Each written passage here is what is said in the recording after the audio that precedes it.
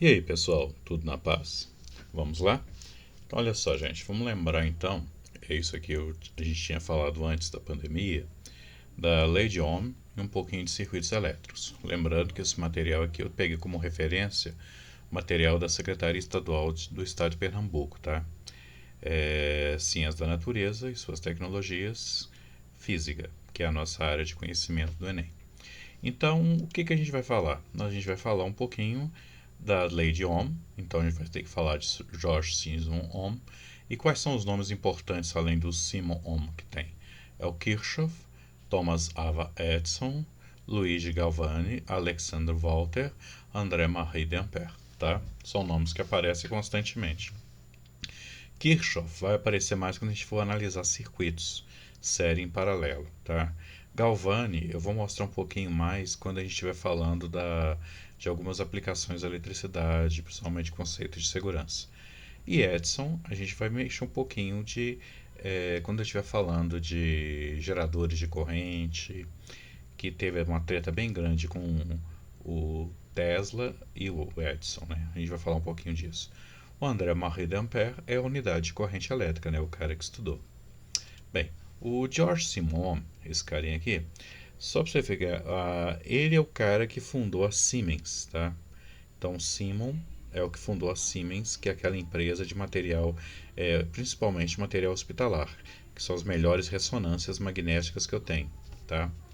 Então, no vídeo anterior, onde eu mostrei a simulação do FET, eu mostrei que uma corrente elétrica, quando percorre um condutor, provoca colisões entre os portadores de carga, elétrons e os átomos da rede. Então, esses átomos tendem a funcionar como verdadeiros obstáculos à corrente elétrica, gerando então o efeito Joule, que é a transformação da energia potencial elétrica em energia térmica. Ohm estabeleceu a noção de resistência elétrica em 1827 no seu trabalho, aí eu não vou falar não porque está em alemão, tá? Que é o estudo matemático da corrente galvânica, que antigamente foi o Galvani que descobriu o efeito da corrente elétrica, então a pessoa chamava de corrente galvânica. Depois é que a gente começou a falar intensidade de corrente elétrica.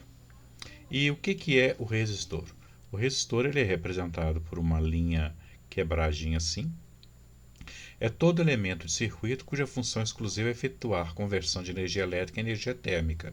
É o fenômeno de transformação de energia térmica de elétrica em térmica é denominado efeito Joule, ou efeito térmico. Ou talvez efeito termiônico, que é o caso que aparece em válvulas. Esse é o símbolo e todo o resistor vai ter uma queda de potencial. Então vai ter uma diferença de potencial entre esse ponto e esse ponto aqui, ou uma voltagem ou uma tensão. O que a lei de Ohm fala?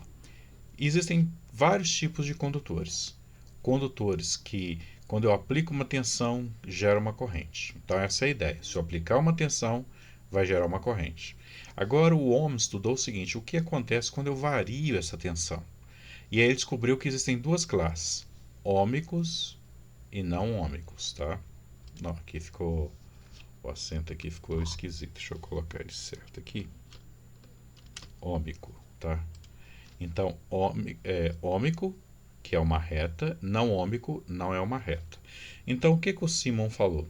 Ele falou o seguinte, olha, existe um tipo de material que se eu dobrar a voltagem, eu dobro a corrente. Se eu triplicar a voltagem, eu triplico a corrente. Então, se eu fizer um gráfico de tensão por corrente, vai ser uma reta. E aí eu posso escrever isso usando essa relação aqui, ó, V igual a RI, ou seja, voltagem igual a resistência vezes a corrente.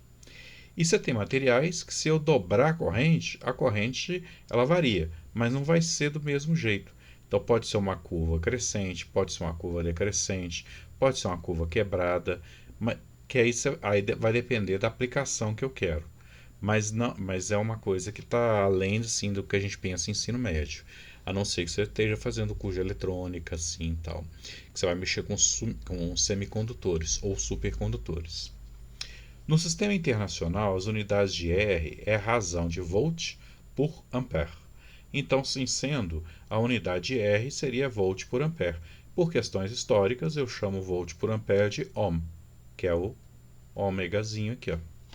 Então, olha, para um condutor ômico, a diferença de potencial, voltagem ou tensão é diretamente proporcional à intensidade de corrente.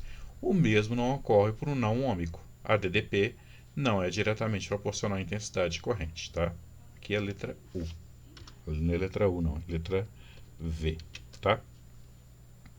Então é isso aí, meus amiguinhos. Então a lei de Ohm me fala que estabelece que a dependência entre a causa, que é diferente de potencial, e efeito em intensidade de corrente é assim, ó, V é igual a RI. Então essa é a primeira lei de Ohm. E aí então num resistor ôhmico, você vai ter o seguinte, eu tenho V1, V2, I1 e I2. Se eu pegar V1 e dividir por um I1, o valor vai ser igual a V2 dividido por I2, que vai ser uma constante.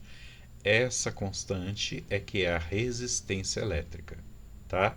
E a resistência eu posso calcular também graficamente como sendo esse ângulo aqui, ó, a tangente desse ângulo, numericamente. Só que eu não vou mexer muito com isso não, mas é só para você entender o seguinte, se você pegar um gráfico de tensão por corrente e esse gráfico tiver com a reta muito deitada, então a resistência é baixa. Se esse gráfico tiver com a reta um pouco mais para cima, então um pouco mais na vertical, então a resistência é alta, tá? Então a resistência é proporcional à inclinação da reta. Então, o que eu tenho aqui? A resistência elétrica, são os resistores, é a medida de oposição ao movimento de portadores de carga, ou seja, a resistência elétrica representa a dificuldade que os portadores de carga encontram para se movimentar através do condutor. Quanto maior a mobilidade dos portadores de carga, menor a resistência elétrica. Quando o condutor tem a finalidade exclusiva de reduzir a energia térmica por efeito Joule, então o condutor é chamado de resistor. E aí então eu tenho um resistor, ele vai ter uma resistência diferente de zero. Quando eu falo em condutor ideal, é quando eu tenho uma resistência tão baixa, tão baixa, que eu posso falar que R é igual a zero. Então eu posso desprezar. E a segunda lei de Ohm, do que ela trata? Ela trata o seguinte, olha, dois fios de mesmos materiais, eles podem ter resistências elétricas diferentes. Isso vai depender o quê? Isso vai depender das proporções geométricas dele. A resistência vai ser igual a uma constante, que é a resistividade do material, ohmmetro, ρ, vezes comprimento do fio sobre A. Tá? Então aqui eu tenho a área transversal, vai ter uma resistência R e um comprimento L. Se eu dobrar o comprimento, eu vou ter uma resistência 2R. Se eu mantiver aqui, ó, se eu aumentar a área duas vezes, eu vou ter uma resistência R sobre 2. Entendeu? Então, a resistência ela é proporcional ao comprimento do fio, inversamente proporcional à área. E depende do tipo do material. Tá? Então, essa aqui é isso. Então a experiência mostra que a resistência elétrica de um material depende do material que o constitui, de suas dimensões e da sua temperatura. Já vou falar da temperatura.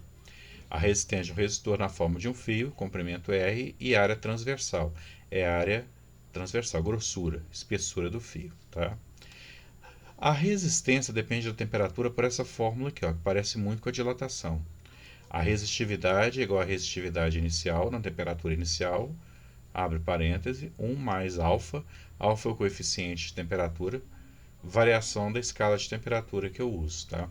Então, quanto maior a temperatura, maior a resistividade. Se maior é a resistividade, maior é a resistência. E aí dá um efeito interessante que eu posso pensar então o contrário, né? Se eu diminuir a temperatura, a resistência diminui. Se eu chegar no zero absoluto, eu teria o quê? Resistência zero. Sim, é isso mesmo. Mas não precisa ser exatamente no zero absoluto. Eu posso chegar bem mais quente. Você tem materiais que, longe do zero absoluto, tipo 10 Kelvin, 20 Kelvin, eles já atingem a resistência zero. Esses materiais são chamados de supercondutores. Tá legal, gente? Então é isso aí. Até a próxima.